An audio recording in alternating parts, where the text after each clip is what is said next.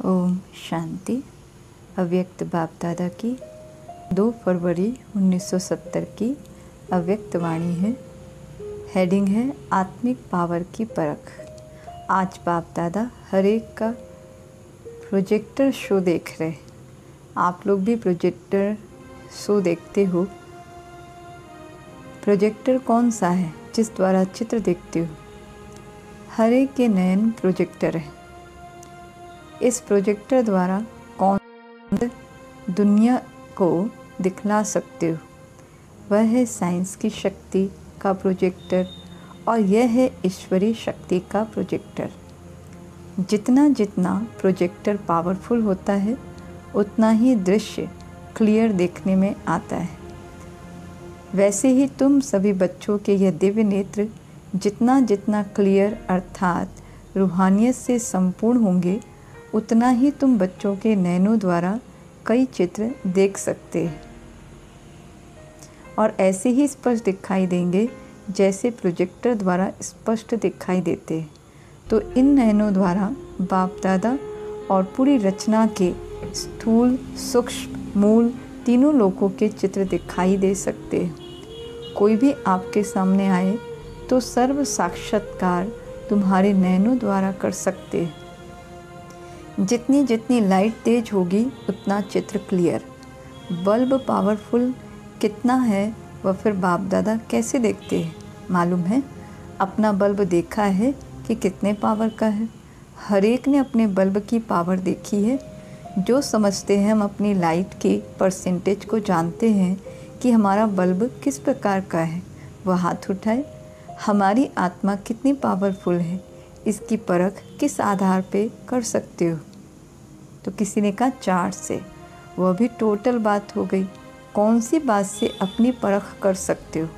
Light में विशेषता क्या होती है? उनमें विशेष गुण यह होता है जो चीज़ जैसी है वैसे ही स्पष्ट देखने में आती है। अंधियारे में जो जैसी वस्तु है वैसे देखने में नहीं आती है। तो लाइट का विशेष गुण है अस्पष्ट को स्पष्ट करना। इस रीति से अपनी लाइट की परसेंटेज परखने का तरीका सही है। एक तो अपने पुरुषार्थ का मार्ग स्पष्ट होगा अर्थात लाइन क्लियर देखने में आएगी। दूसरी बात अपना भविष्य स्टेटस भी देखने में आएगा। तीसरी बात उन्हों की सर्विस करते हो तो जितनी खुद की रोशनी पावरफुल होगी उन्हों को भी इतना ही सहज और स्पष्ट मार्ग दिखा सकेंगे। वह भी सहज ही अपने पुरुषार्थ में चल पड़ेगा। अपनी मंजिल सहज देखने में आएगी। जितना लाइट की परसेंटेज ज़्यादा होगी उतना ही सभी बातों में स्पष्ट देखने में आएगा। अगर लाइट की परसेंटेज कम है तो खुद भी पुरुषार्थ में स्पष्ट नहीं होगा और जिसको मार्ग बताते हैं वह भी सहज और स्पष्ट अपने मार्ग और मंजिल को जान नहीं सकेंगे। जिसकी लाइट पावरफुल होगी वह न खुद उलझते न दूसरों को उलझाते हैं। तो अपने पुरुषार्थ अपनी सर्विस से देख सकते हो कि जिन्हों की सर्विस करते हो उन्हों का मार्ग स्पष्ट होता है। अगर मार्ग स्पष्ट नहीं होता है तो अपनी लाइट की परसेंटेज की कमी है। कई खुद कभी कदम कदम पर ठोकर खाते हैं और उनकी रचना भी ऐसी होती है।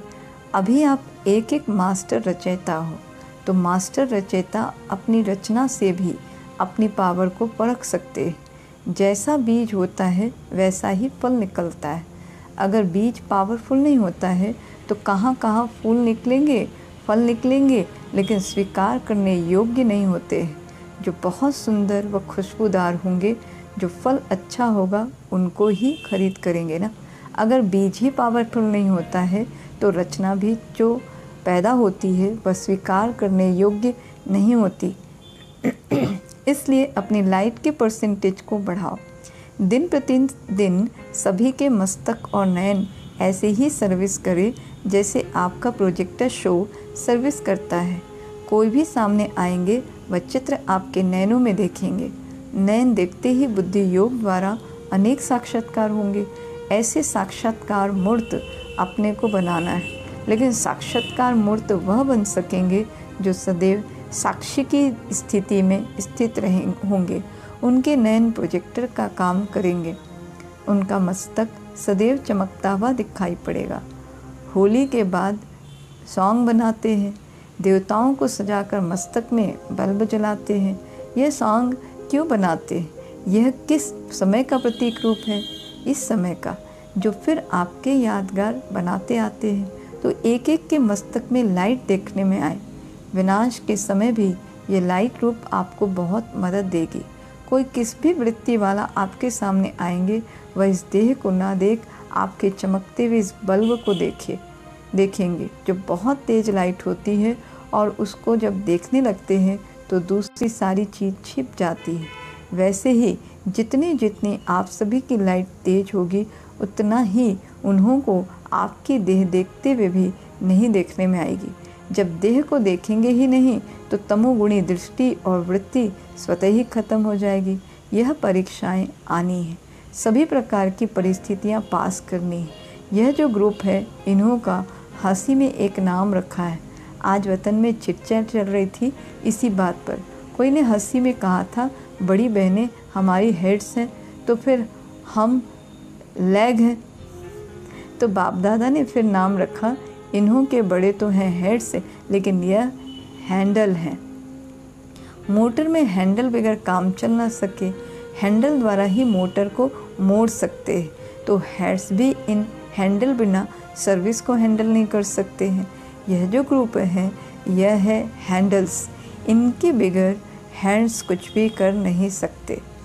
जो भी आते हैं उनको पहले हैंडल करने वाले ये हैंडल है ना, तो आप लोगों के ऊपर इतनी जिम्मेवारी है। अगर आप हैंडल ठीक नहीं हैं तो सर्विस की हैंडलिंग भी ठीक नहीं होगी।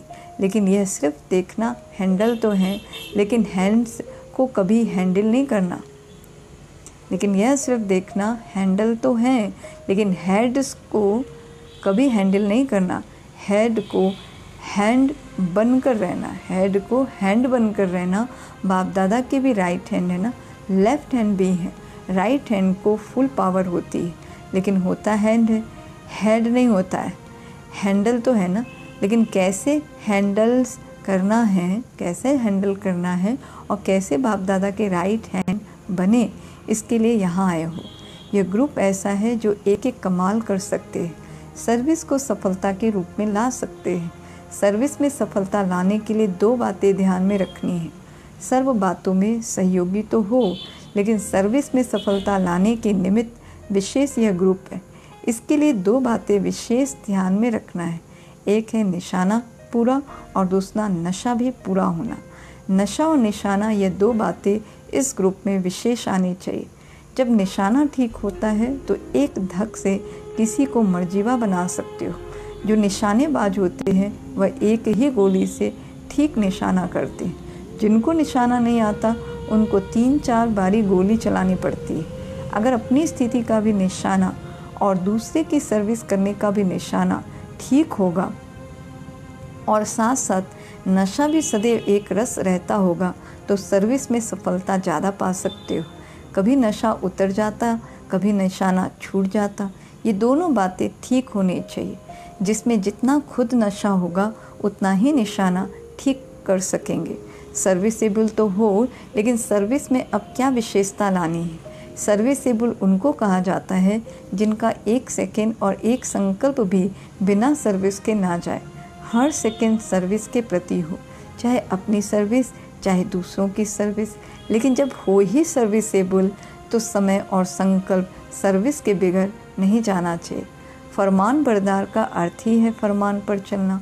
मुख्य फरमान है निरंतर याद में रहो। अगर इस फरमान पर नहीं चलते तो क्या कहेंगे? जितना जितना इस फरमान को प्रैक्टिकल में लाएंगे उतना ही प्रत्यक्ष फल मिलेगा। पुरुषार्थ में चलते हुए कौन सा विघ्न देखने में आता है जो संपूर्ण होने में रुकावट डालता है?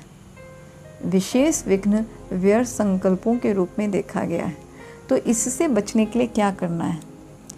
एक तो कभी अंदर की व बाहर की रेस्ट न लो। अगर रेस्ट में नहीं होंगे तो वेस्ट नहीं जाएगा। और दूसरी बात, अपने को सदैव गेस्ट समझो। अगर गेस्ट समझेंगे तो रेस्ट नहीं करेंगे तो वेस्ट नहीं जाएगा। चाहे संकल्प चाहे समय, यह है सहज तरीका। अच्छा, सब फिर समाप्ति के दिन सभी के मस्तक के बल्ब कितने पावर के हैं वह देखेंगे, और पावरफुल होंगे तो माया उस पावर के आगे आने का साहस नहीं रखेगी।